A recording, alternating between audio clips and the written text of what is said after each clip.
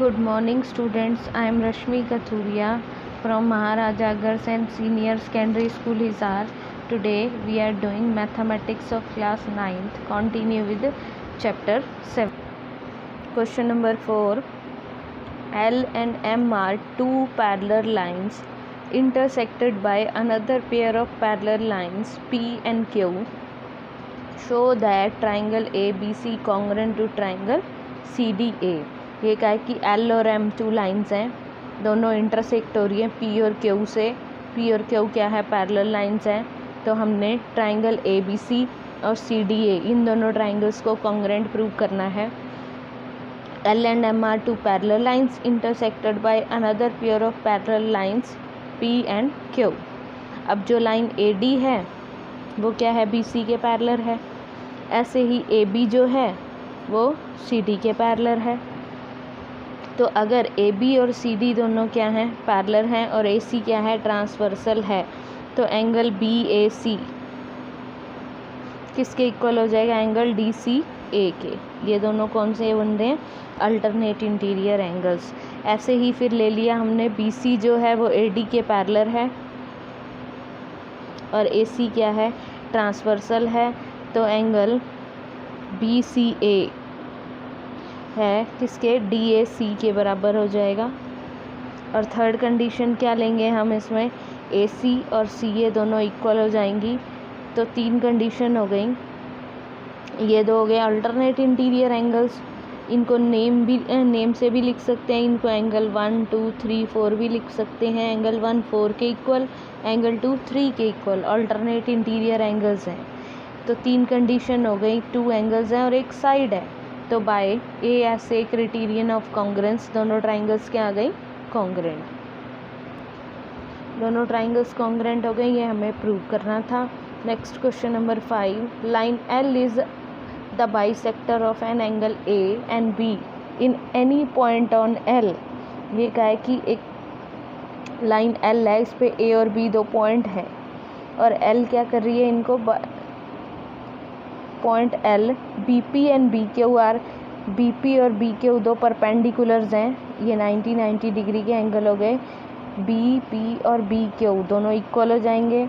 तो हमने क्या प्रूव करना है, सबसे पहले तो दो ट्राइंगल्स हैं, कौन कौन सी, एक है APB और दूसरी है AQB.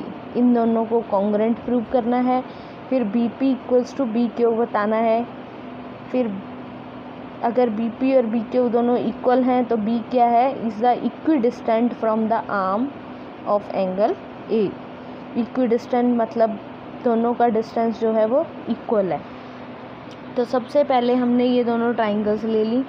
इन दोनों ट्राइंगल्स में एंगल APB, एंगल AQB ये दोनों 90 डिग्री के एंगल हैं, तो ये दोनों इक्वल हो जाएंगे.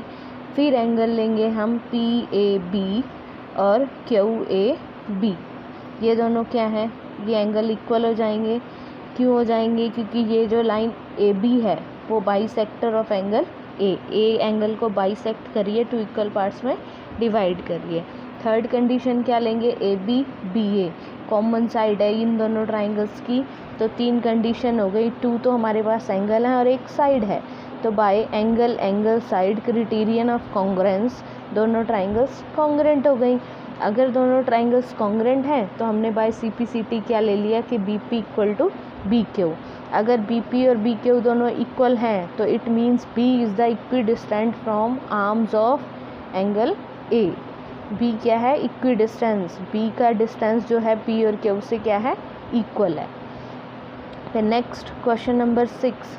इन the figure AC equal to AE, AB equal to AD and angle BAD equal to EAC. तो हमने शो करना है कि BC और DE दोनों क्या हैं, इक्वल हैं. तो हम क्या करेंगे, 2 ट्राइंगल्स ले लेंगे, एक ABC और दूसरी ADE. तो हमने दो ट्राइंगल्स ली, कौन कौन सी, एक तो ले ली ABC, दूसरी ली ADE. ये इन दोनों ट्राइंगल्स में क्या है, AB किसके इक्वल गिवन है, AD के. और ऐसे ही AC किसके गिवन है, इक्वल AE के. दो कंडीशन ये हो गई. फिर हमें एंगल गिवन है, कौन कौन से, BAD जो है वो किसके इक्वल गिवन है हमें, EAC के।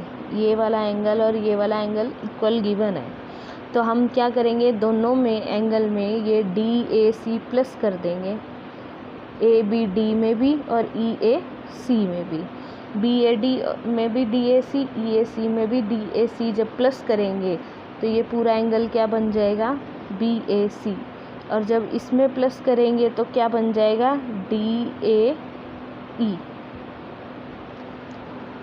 3 कंडीशन हो गई फिर हमारे पास, 2 तो साइड्स हो गई और 3rd एंगल हो गया। तो by SAS criterion of congruence दोनों ट्राइंगल्स कॉन्ग्रेंट हो गई। दोनों ट्राइंगल्स कॉन्ग्रेंट हैं तो हमने बाय CPCT ले लिया कि BC equal to DE means corresponding parts of congruent triangles. Question number 7. AB is a line segment and P is its midpoint. D and E are points on the same side of AB such that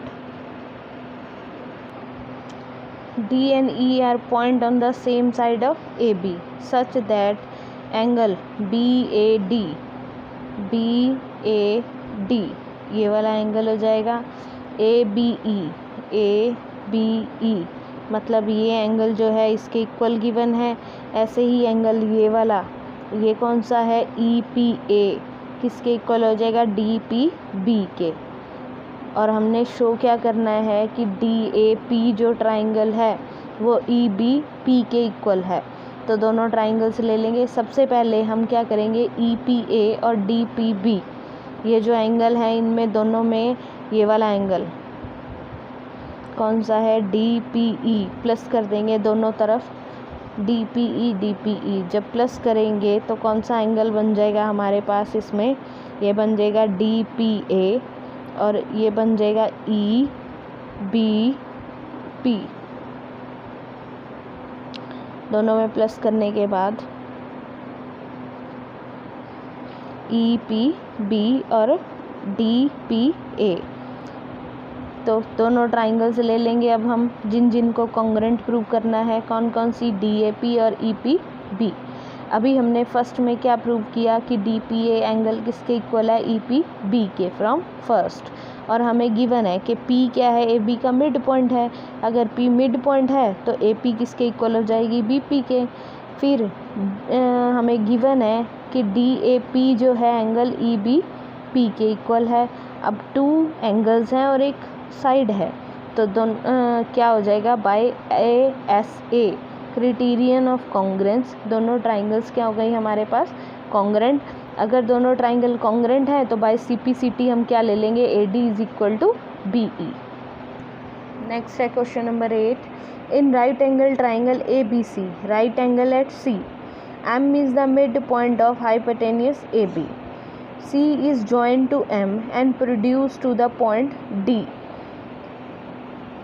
such that DM is equal to CM and point D is joined to the point B.